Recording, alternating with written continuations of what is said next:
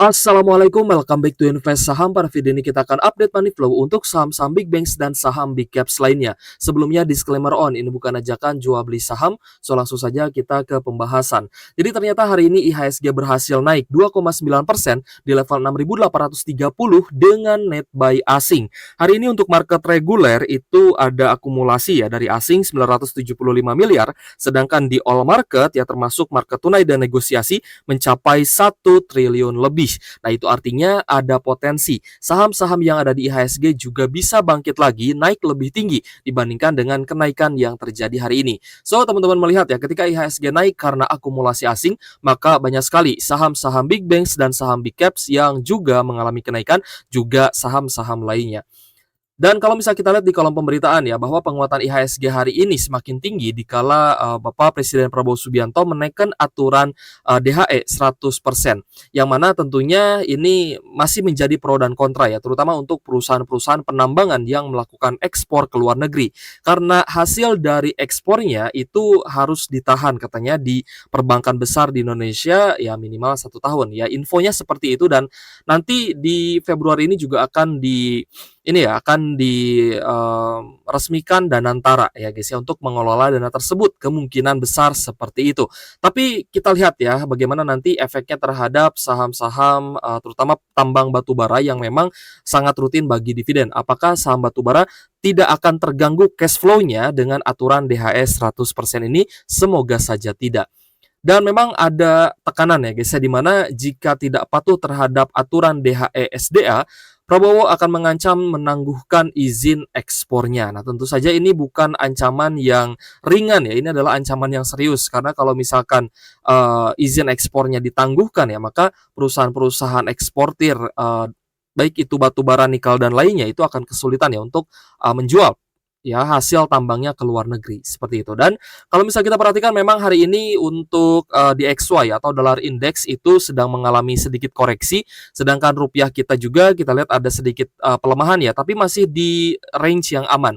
Ini masih di zona yang aman di 16.225 rupiah per 1 USD. Jika kembali naik ya ke 16.300-an barulah kita katakan memang ada pelemahan. Tapi untuk di level saat ini ya meskipun ada pelemahan 0,4% tapi masih di zona yang cukup oke lah ya, cukup aman.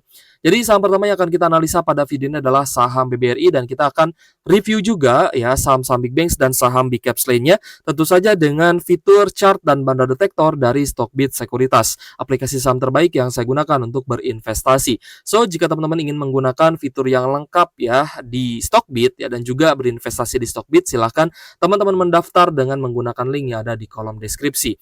Oke, jika kita perhatikan ya BBRI. Nah, di sini kita coba gunakan foreign flow underlay. Nah, di indikator Stockbit ya bukan hanya ada indikator teknikal saja ya. Di sini juga ada indikator fundamental. Sehingga teman-teman bisa ya melihat chart sembari juga melihat indikator fundamentalnya seperti apa. Oke, yes, jadi untuk BBRI hari ini kalau misalnya kita perhatikan guys ya, foreign flow underlay-nya masih cukup sideways ya, masih cukup datar. Namun hari ini mulai ada akumulasi kembali ya untuk saham BBRI. Jadi cukup menarik guys untuk BBRI pada tanggal 17 Februari hari ini, tepatnya di hari Senin ya. So, kita pun melihat bahwa beberapa investor asing seperti AKCC, BKTP, dan juga RX ya kembali akumulasi saham BBRI di atas 10 miliar. Bahkan AK itu mencapai 195 miliar. Lalu ada CC 186 miliar dan BK 116 miliar. Nah, jadi apapun news yang ada ya di berita gitu guys ya, ataupun di IHSG terkait tadi ya aturan DHE 100% ini memang akan menguntungkan saham perbankan. Tapi kita juga belum tahu nih nanti Danantara itu akan dikelola seperti apa gitu guys ya. Jadi tetap ya kita stay tune dan kita fokus terhadap money flow-nya. Jika money flow-nya bagus, ada inflow yang positif seperti yang terjadi hari ini, ada net buy asing 371 miliar, maka kita bisa berasumsi bahwa BBRI ini bisa kembali mengalami kenaikan dan akan rebound. Tapi ya kita pun harus memastikan bahwa BBRI ini bisa tembus di resisten sebelumnya yaitu di 4.300-an. Jadi di level saat ini saya rasa masih cukup menarik ya untuk teman-teman yang mungkin baru mau entry atau mungkin sudah full power nih untuk hari ini teman-teman masuk di BBRI di bawah 4.000. Saya rasa itu sangat bagus ya, teman-teman bisa lanjut hold minimal sampai dividen di tahun 2025 ini ya. Tapi kalau misalnya kita lihat ya untuk pertumbuhan dari sisi laba ya untuk saham big banks terutama BBRI, BBRI, BBNI dan juga Bank Mandiri itu masih di bawah pertumbuhan labanya Bank BCA. Jadi ini masih cukup mengkhawatirkan sebenarnya. Tapi semoga saja saham big banks ini bisa rebound termasuk BBRI ya, bisa rebound menjelang pembagian dividen final. Karena kita lihat memang sangat wajar ya ada kenaikan karena sudah oversold alias sudah jenuh jual. Ingat ya, ketika oversold itu artinya teman-teman pantau dan ketika ada tanda-tanda kenaikan silahkan teman-teman bisa coba untuk titip sendal ataupun entry kembali. Oke, jadi untuk BBRI masih oke untuk teman-teman yang mau DCA tambah muatan ya di level 4.000, tapi kalau misalkan besok sideways, teman-teman bisa dapat di bawah 4.000-an. Selanjutnya adalah BBCA yang mana hari ini juga ada akumulasi dari investor asing dan menjadi saham kedua yang diakumulasi ya.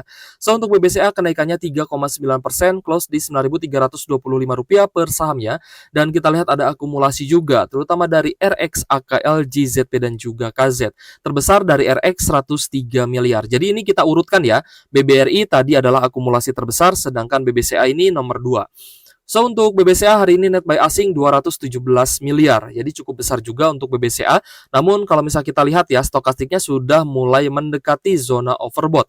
Yang artinya jika gagal naik di atas 9.500 teman-teman harus pantau lagi ya.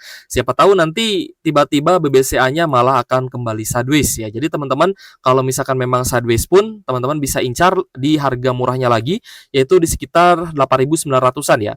Jadi di bawah 9.000 ini masih oke lah untuk teman-teman tambah muatan. Oke guys, selanjutnya adalah Bank Mandiri ya. Untuk Bank Mandiri hari ini kita lihat ada kenaikan 5,8%. Ini cukup tinggi juga guys kenaikan dari Bank Mandiri. Close di Rp5.425 per saham ya. Meskipun secara hasil dari kinerja ya saham big banks selain BBCA itu memang cukup stagnan ya. Kenaikannya tidak semenarik di tahun 2024 lalu seperti itu. Jadi untuk Bank Mandiri hari ini juga ada normal akumulasi ya, terutama dari KZ, YU dan juga AK dan kalau misalnya kita perhatikan mulai naik lagi nih dari zona oversold-nya. Namun perbedaannya di mana Bank Mandiri ini ketika dia berada di zona oversold ya, next day-nya ada crossing, ini sebenarnya perlahan-lahan sudah mulai naik lagi guys. Jadi kenaikannya ini lebih cepat ya dibandingkan dengan saham BBRI tadi. Oke, selanjutnya adalah BBNI ya, di mana BBNI ini ada kenaikan hari ini 4,5%, close di Rp4.570 per saham dan ada normal akumulasi terutama dari investor domestik. Ini akumulasinya bukan dari asing ya, karena investor asing masih ada net sell di BBNI sebesar 41,3 miliar. Jadi untuk BBNI diakumulasi oleh domestik ya, ada PDA, GB, BSQ dan juga LG.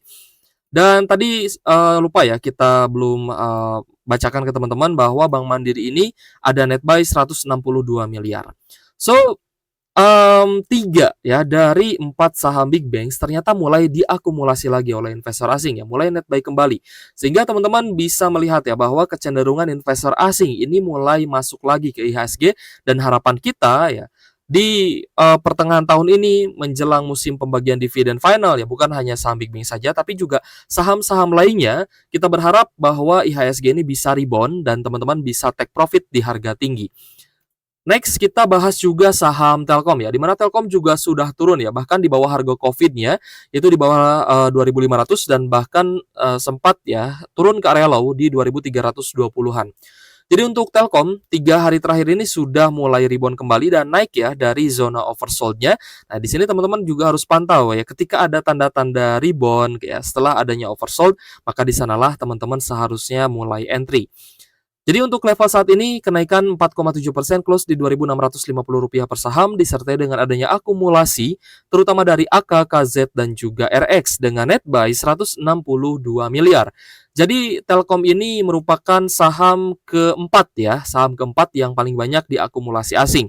Jadi saham pertama yang diakumulasi asing hari ini adalah BBRI, lalu kedua adalah BBCA, selanjutnya Bank Mandiri dan juga Telkom. Sedangkan BBNI masih ada Netsel, meskipun kenaikannya juga menarik ya, 4,5%-an. Lalu ternyata bukan hanya saham-saham big caps ya dan juga saham big bank saja yang diakumulasi, banyak juga saham konglo ya yang juga diakumulasi oleh investor asing. Dan kenaikannya pun kalau misalnya kita perhatikan memang lebih tinggi dibandingkan dengan saham big bank tadi. Contohnya kita lihat ada PTRO ya atau Petrosi yang hari ini juga diakumulasi oleh investor asing naik sebesar 8%. Lalu ada Ratu hari ini juga naik 16,6% ya ke 9.100-an. Sedangkan kita lihat juga ada Brand ya naik 14,2% hari ini ke 7.025, lalu ada Tepia naik 7,8% ke 7.500. Lalu juga ada Adro ya, Adro juga diakumulasi guys ya, naik 1,7%, close di 2.280.